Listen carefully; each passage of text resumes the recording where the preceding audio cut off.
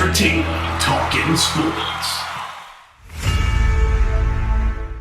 What is going on, football fans? Back at it with another New York Giants video. And in this video, I'm going to talk about the matchup between the New York Giants and the Seattle Seahawks. But before I do, just want to let everybody know I will be live tonight on Bad Dog Sports. Of course, we'll be talking about the game. Big game coming up for the New York Giants. They're coming off 3 straight wins in which they have gotten to 4-7 and in first place in the NFC East. Their opponent, the Seattle Seahawks, on the year 8-3. They're fresh off a win against the Philadelphia Eagles, and they sit in first place in the NFC West. So as crazy as it may sound, it's a battle of 2 first-place teams in the NFC.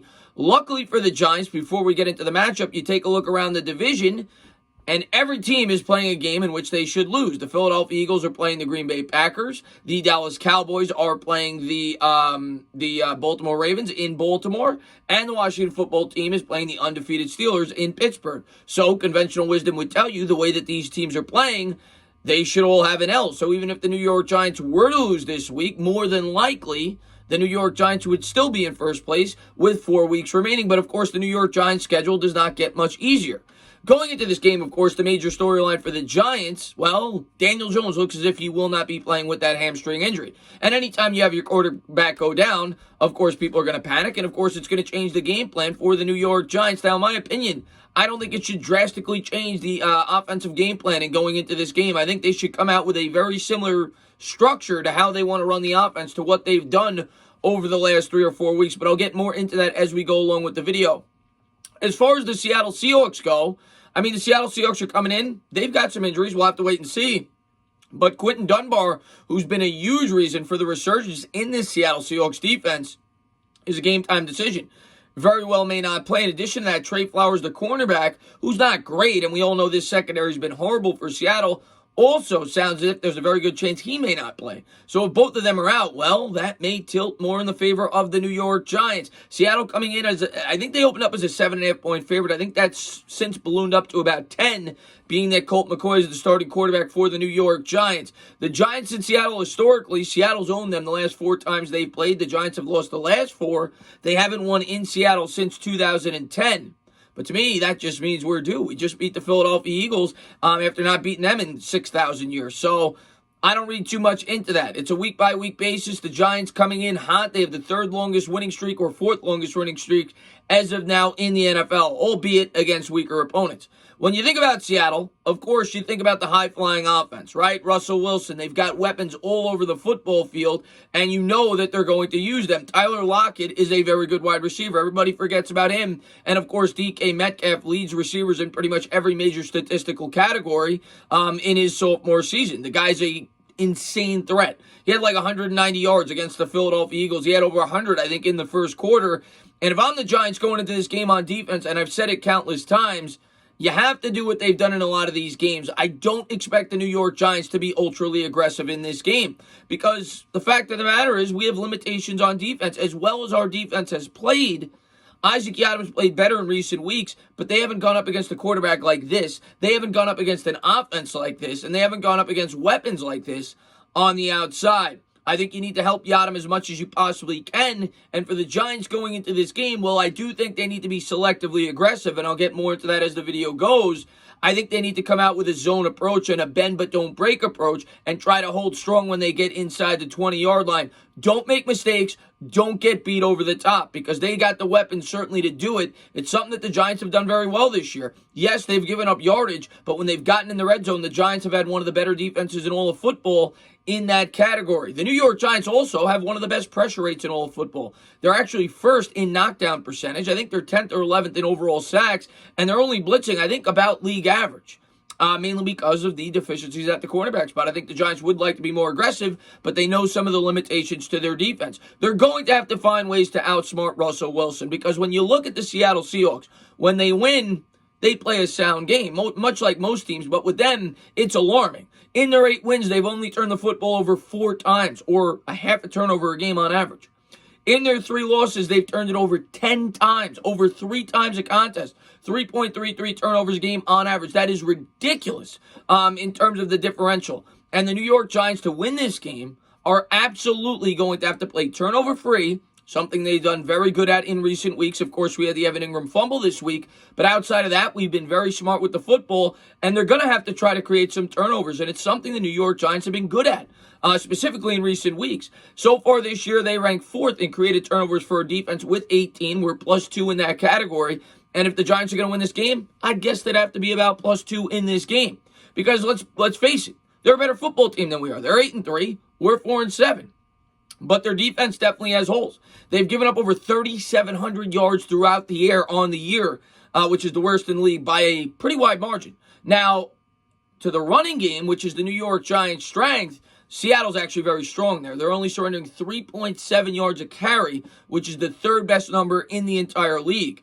And the New York Giants, even with that number, I think they need to continue to try to attack in the ground game, specifically with Colt McCoy at quarterback, even if Jones was in there, though. That's what's been working. The way the New York Giants have won these games is the time of possession and that offensive line getting progressively better. It's not going to be easy. Seattle is going to stack the box, and the New York Giants are going to come out and have to be creative in their game plan. But if they're going to win this game, the New York Giants are going to run the ball, and they're going to run it effectively over what they've done over the last 3 or 4 weeks, which is why they've gotten 3 wins in their last 3 contests. The Giants have run for over 100 yards at 6 straight contests. For them to win this game, they're probably going to have to make it 7. Wayne Gallman's going to have to run hard. He's going to have to find holes, and this offensive line is going to have to load up.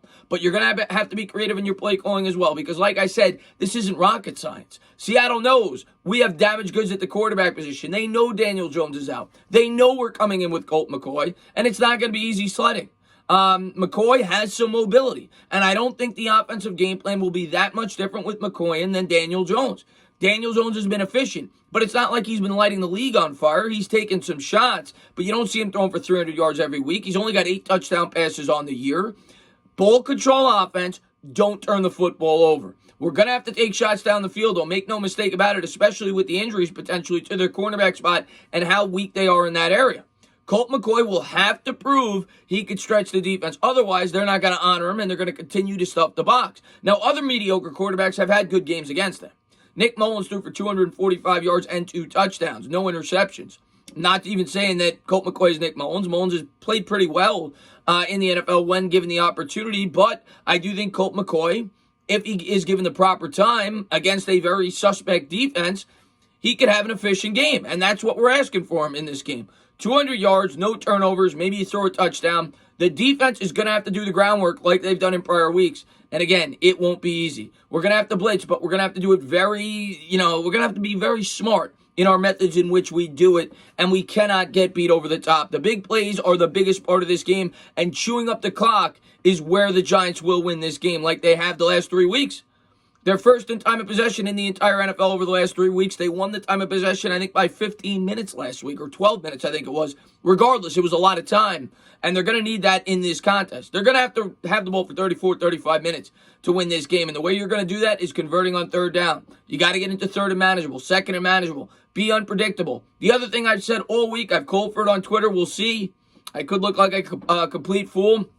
If there was ever a time for the New York Giants to have a trick play, this would be the week with your limitations on the offense. Now, I don't know if that'll be a flea flicker. I don't know if it'll be a pass from Golden Tate. I don't know if it'll be a fake field goal, a fake punt. I know they tried the fake field goal earlier in the year, maybe a surprise onside kick, but I think the New York Giants will have to think outside the box. We talk about trying to create turnovers. Well, you have something like that. That is almost like a created turnover. They're going to need momentum-shifting plays like that to win this football game. I don't think we could go toe-to-toe unless we could create some turnovers or, have surprise plays like that to try to put points on the board. And the Giants, they're not going to be able to set up for field goals. They're going to have to be efficient when they get in the red zone. Now, I think when they tighten up, I think it's going to be a lot harder for Colt McCoy to punch the ball in the end zone if we're not getting the ground game going. So if I'm the Giants around the 50-yard line against this week's secondary, I pick my spots and I pick them wisely, but I try to hit Slayton over the top for a big play, maybe play action if you could start to establish that run.